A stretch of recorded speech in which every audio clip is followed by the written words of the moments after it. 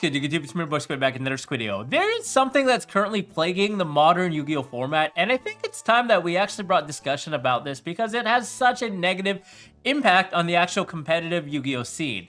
And yeah, for those of you guys that have not guessed already, it's none other than the modern day time rules.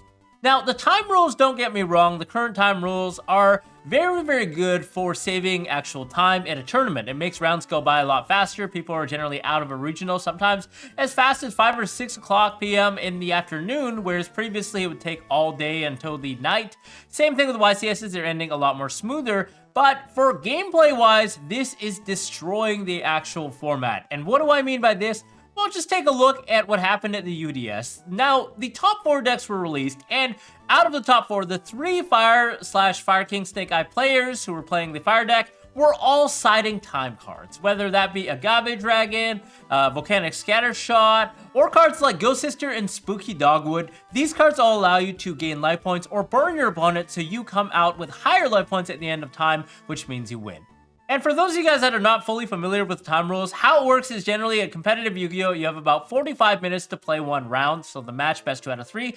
And when that clock hits 0, aka when time is called, the current player whose turn it is finishes the existing phase, and then at the end of that phase, you calculate life points to see which player has higher life points, and the player that has higher life points is declared the winner of the match. Now, this obviously brings a lot of trouble, especially when you're talking about modern Yu-Gi-Oh, because the power creep has been tremendous over the past year or so, and nowadays combo decks are very fast, but also take many steps in different plays in order to resolve a full combo. We're talking about like Fire King Snake Eyes. The full end board could take upwards at least 5 minutes, sometimes even 10 minutes to set up a turn 1 end board, just based on whether or not your opponent might have some interruptions, based on how fast the player is playing, and if they have to think, or if they're going off into a tangent, different lines. Just summoning monsters, considering all your options. You have so many plays, and it just takes way too long. Now, that's only with the players playing. Now, when both players are playing the same deck, obviously, 10-minute turns on both sides, that's already 20 minutes,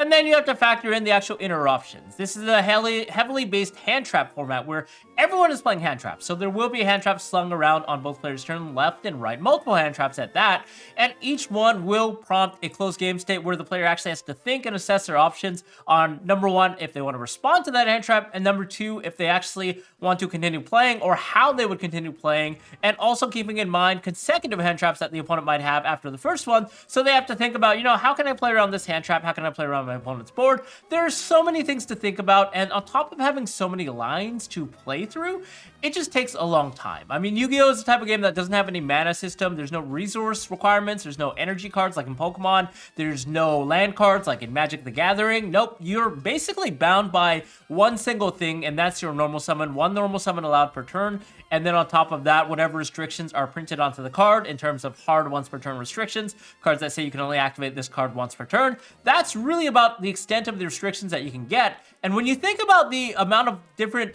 plays that you can go into in Yu-Gi-Oh, there's so many different things in the extra deck. Link climbing, just using your graveyard as your second hand, your banish pile, searching your deck, shuffling your deck, allowing your opponent to cut your deck. It just takes a lot of time, and I just feel like 45 minutes is not enough. The other thing to note is that the 45 minutes is a recent new addition, okay? About a year ago before that, the old rules were you only had 40 minutes to finish a match. And then Konami realized, okay, this is pushing it a little bit. The game has gotten too fast and too complicated, where 40 minutes is nowhere near enough for a match to conclude, and most players were going into time. But I have to say that the 5 minutes extra does not grant enough time either. I would love to see Konami actually push it towards at least 50 minutes, like in other games like Magic has always been 50 minutes, and from there, see if the time rules are a little better. Really quickly, if you guys aren't already subscribed to the channel, definitely consider hitting that subscribe button at the bottom. It'll go a long way to support the channel. Other than that, thanks a lot for tuning in. I think my main gripe is the fact that their current time rules force a player to play time-based cards that either burn the opponent or, potentially gain life points in time. And those cards are very difficult to interact with. For example, if you're going second, and you side in Ghost Mortar and you activate it on your Ghost Mortar on your opponent's special summon, it's very hard for them to play through that because you're guaranteed to gain life points, and your opponent, unless they have cards that can burn equal or more than the attack of the monster they summoned, you basically win because you just activated one measly hand trap that says gain life points, and you'll be higher life points than your opponent. Same type of deal when players are playing cards like Volcanic Scattershot or Agave Dragon to burn in time, it's very, very hard to interact with that. If you cannot prevent them from going into those monsters or dumping them from the deck, then the game just ends and you're kind of incentivized to play cards like this because of how the time rules are structured. Having only the one phase to end things out means that, you know, if you're in main phase, you just have to use some kind of non-battle damage related effect to burn your opponent. It also causes a lot of arguments between players. I've seen at events where players say, hey, I entered battle phase when time was called. And then the player says, no, you didn't. And it creates a lot of troubles for the judges. Now, from what I've seen, I will commend judges have been very lenient about this, and they've been assessing the situation on a one-to-one basis. So if they're analyzing whether the opponent had a response or not, if the player was obviously in a dominant position and they're trying to enter the battle phase and there was a dispute, then generally they have led the players, allowed them to go into the battle phase and then attack for game, because just assessing by the game state, you know, like if the player's winning decidedly and this guy had no interruptions, there's no reason for him to pause the game and think and stall for more time, right? So they've been pretty good with that. But again, because of the way the time rules are, it incentivizes players to side time-based burn cards, which just are not very skillful and not fun at all to lose to. At the same time, it could also incentivize players to deliberately slow play. Yes, I'm not calling anyone out in particular, but I mean, certain players might be inclined to play slower to try and gain an advantage because they know that they have burn cards in their side deck, which gives them an inherent advantage going into game 3 if they start off the game with time nearby, right? So it's really, really bad that it kind of could promote that type of cheating behavior in a sense. I'm not saying anyone's doing it per se, but it's just the fact that this is a thing could potentially lead players to go that route, which is never a good thing for the integrity of the game. Now, the one thing that you should know is these new time rules are a couple of years old, but they are rather new. The time rules changed originally around 2018, which is about 5 or 6 years ago. But before that, we had a different series of time rules that was a lot similar to other card games like Magic the Gathering. When time was called, the old days after the 40 minutes expired, you would actually have 5 turns split between the two players to finish before calculating life points at the end phase of the 5th turn. So how it would work is if it's my turn and time is called, then I am turn 0, and then my opponent becomes turn 1, I become turn 2, my opponent becomes turn 3, I get turn 5, 4, and then my opponent gets turn 5. So effectively, each player gets 3 turns each to play, and then you calculate life points at the end. So there's a lot better resolution for the actual match to end based on what the game was, because you have 5 extra turns, right? That's a lot of time to play through your plays. There's no real time cards or burn cards that were an issue back in the day. And in the top cut currently, we still have that same rule. In the top cut, it's between 0, 1, 2, 3 turns if the game's actually tied when time is called.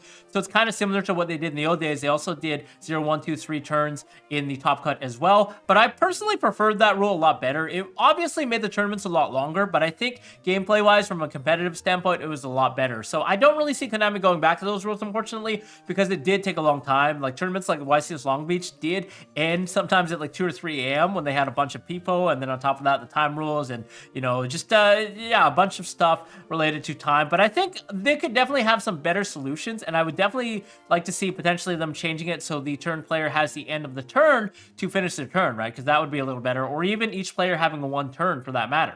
Now, back in the old days, there were a lot of other time cards as well. OCG players were the original time card siders. They played cards like Emergency Provisions, which allows you to send spells and traps to the graveyard to gain life points. They also played cards like Rainbow Life, which is effectively a Waboku that can be used in response to an attack, meaning that attack will go through and grant you life points on top of you not being able to lose that turn because any battle damage would be inflicted as gain instead. So it's always been around. We've had cards like the Skullmark Ladybug of Doom, which could be sent off of Beatrice as well. And it's interesting to note that there's so many time cards that can now be toolboxed with your extra deck to be sent from the deck to the graveyard or added to your hand. And there's so many ways to search or use your extra deck as a toolbox to be able to go into burn cards using Engine, which is more or less another reason that I think time cards are extremely unfair. They're just doesn't really give a lot of counterplay, especially when there's no one-hand trap that will stop something like an Agave Dragon from coming out, especially because there's so many extenders in the Snake Eye package. So I wanted to make this video to kind of talk about time in general and how it's a situation for everyone.